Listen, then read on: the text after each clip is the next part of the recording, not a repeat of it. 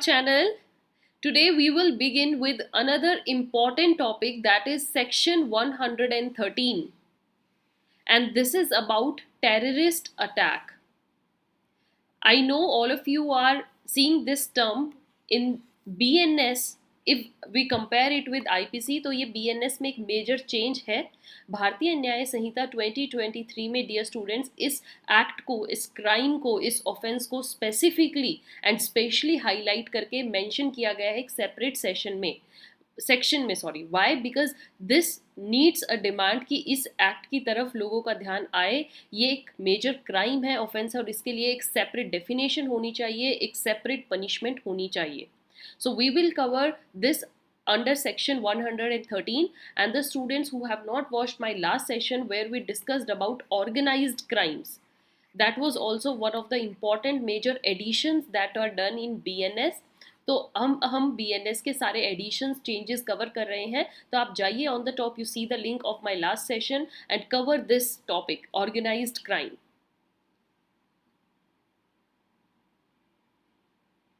Now here today we will cover section 113.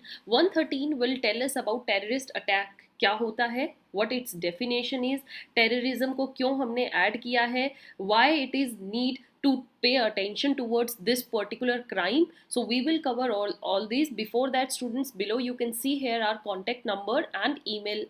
If you have any doubts, any queries, आप अपने notes के बारे में पता करना चाह रहे हैं, आपको किसी भी एक्ट के नोट्स चाहिए तो आप हमें मेल डाल सकते हैं. Many of the students are demanding us notes along with examples, case studies, previous year questions. तो आप भी हमें अपनी इंपॉर्टेंट रिक्वायरमेंट्स यहाँ पर मेल कर सकते हैं, कॉन्टेक्ट कर सकते हैं, and we are providing them and we will make sure कि आपके जितने भी डाउट्स हैं, आपकी जो भी डिमांड्स हैं, उनको हम पूरा कर सकें. Thank you for showing so much love and support. Please keep following with us, and if you have any suggestions या कुछ भी तो आप हमें यहाँ पर मेल कर सकते हैं. Coming to the topic of terrorism.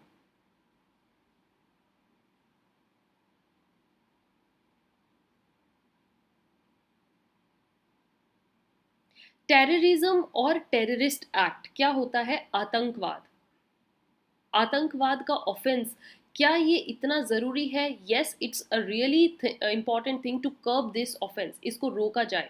किस हद तक रोका जाए, उसके लिए हमें एक स्ट्रॉन्ग प्रावधान या एक स्ट्रॉन्ग पेनल्टी लेकर आना पड़ेगा. सो भारतीय न्याय संहिता 2023 it's a legal Arsenal against terrorism, addressing threats to the unity, integrity, sovereignty and economic security of India. Terrorism को कैसे दिखाया गया है कि जो ये आतंकवाद है, ये ना सिर्फ देश की यूनिटी के खिलाफ है, देश की यूनिटी के लिए खतरा है, बट हमारी इंटेग्रिटी, हमारी sovereignty, plus nowadays it is also a threat to economic security of India. So it's now very important to keep a check on this. Section 113 outlines various acts that constitute terrorism. Section 113 में इसको deeply और बहुत ही elaborately समझाया गया है, इसकी definition को बहुत अच्छे से दिखाया गया है कि टेररिज्म में हम क्या क्या एक्ट्स को इंक्लूड करते हैं, जैसे कि use of explosives, lethal weapons, chemicals या फिर एनी हजार्डस सब्सटेंस.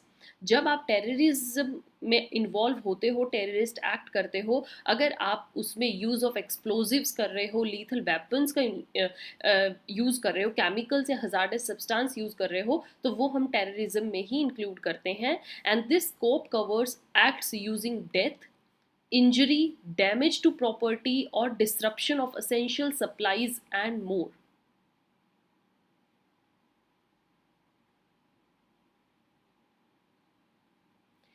टेररिज्म में सिर्फ यही इंक्लूड नहीं होता है कि सिर्फ डेथ है. No, if there is certain injury, damage not only to person but property को भी डैमेज अगर किया जा रहा है, एसेंशियल सप्लाईज को रोका जा रहा है, तो ये भी एक टेररिज्म का हिस्सा होगा.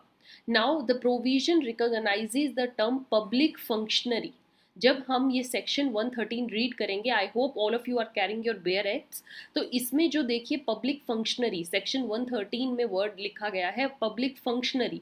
इसका मतलब क्या है कि this provision recognises this term encompassing constitutional authorities का नाम से इसको दिया गया है, and other functionaries notified by central government.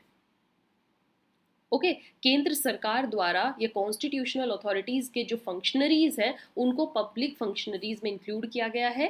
criminal force or attempt to cause death to a public functionary fall under the preview of terrorism. ये भी terrorism के अंडर ही आती है अगर हम क्रिमिनल फोर्स के द्वारा या फिर हम डेथ के थ्रू किसी ऐसे एक्ट का अटेम्प्ट करते हैं जो कि पब्लिक फंक्शनरी के ऊपर किया गया हो, वो टेररिज्म में आता है. Then destruction by bombs, dynamites और अदर एक्सप्लोजिव सब्सटेंसेस को अगर आप यूज करते हो ऑफ पब्लिक फैसिलिटीज या प्राइवेट प्रॉपर्टी पर, is also now defined as a terrorist activity. It's ये ज़रूरी नहीं है कि वो एक पब्लिक प्रॉपर्टी होनी चाहिए या पब्लिक फैसिलिटी के ऊपर आप अटैक कर रहे हो. प्राइवेट प्रॉपर्टी पर भी अगर आप बॉम्ब डायनामाइट्स के साथ हमला करते हो तो वो एक टेररिस्ट एक्ट ही कहलाया जाएगा.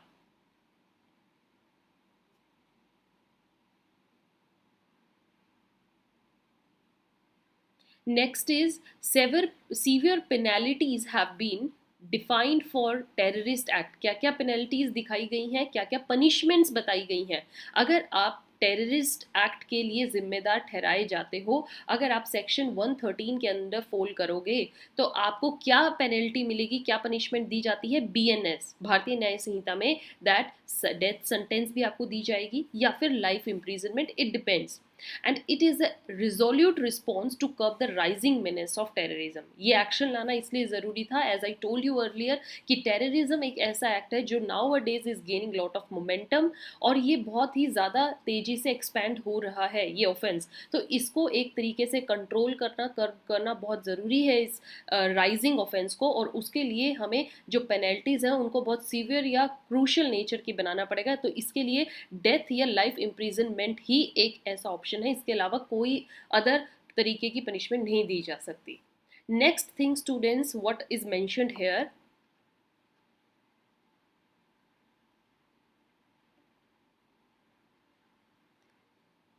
this legislation encompasses acts that results in damage or destruction of any property in a foreign country. अगर लेजिस्लेशन द्वारा ऐसा कुछ एक्ट किया जाता है जो कि डैमेज करता है किसी प्रॉपर्टी या any asset of foreign country used for the defence of India, जो इंडिया की डिफेंस के लिए यूज़ की जाती है वो प्रॉपर्टी, या फिर use in connection with the functioning of government of India, government of India उस प्रॉपर्टी को एज अ डिफेंस के लिए यूज़ करती है, then it is also recognised as a global threat of international terrorism. तो ये ध्यान में रखिएगा, ये बात बहुत इंपॉर्टेंट है. क्या बोला गया है कि अगर लेजिस्लेशन के एक्ट के द्वारा कुछ पास होने से, मतलब लेजिस्लेशन ने कोई एक्ट पास किया और उसका रिजल्ट ये होता है कि अगर किसी प्रॉपर्टी का डैमेज किया जाता है और वो प्रॉपर्टी फॉरेन कंट्री में लोकेटेड है और उस प्रॉपर्टी का यूज़ किया जाता है इंडिया की डिफेंस के लिए या फिर गवर्नमेंट ऑफ इंडिया के किसी एक्ट के लिए उससे कनेक्टेड है, देन स्टूडेंट्स उस पर्टिकुलर एक्ट को, उस पर्टिकुलर हमले को हम टेररिज्म में तो इंक्लूड करेंगे ही करेंगे, बट वो किस एक्ट में जाएगा, इंटरनेशनल टेररिज्म. ग्लोबल थ्रेट है वो, नेशनल टेररिज्म नहीं होगी, बिकॉज वो उसमें अब क्या हो गया है, फॉरेन कंट्री इन्वॉल्व हो गई है. It's now more than 2 countries are involve, national तो है ही है बट और फॉरेन कंट्री ऑल्सो. तो आई होप स्टूडेंट्स आपको ये सेक्शन 113 जो हमने मेजरली डिस्कस किया है अबाउट व्हाट टेररिज्म और you can say terrorist act, तो समझ में आया होगा. ये बहुत इंपॉर्टेंट है, इसको अच्छे से समझिएगा along with examples, case studies. If you need case studies regarding this particular section तो आप हमें कमेंट सेक्शन में बताइए, I will make a separate session for you. Till then have a nice day, keep following, keep sharing. If you have any doubt, again I am saying, आप हमें mail कर सकते हैं. Follow us on Telegram, Instagram for more updates, and yes you can freely contact us, message us या फिर WhatsApp कर सकते हैं. आपका कोई भी डाउट है या आपको किसी भी चीज़ की नीड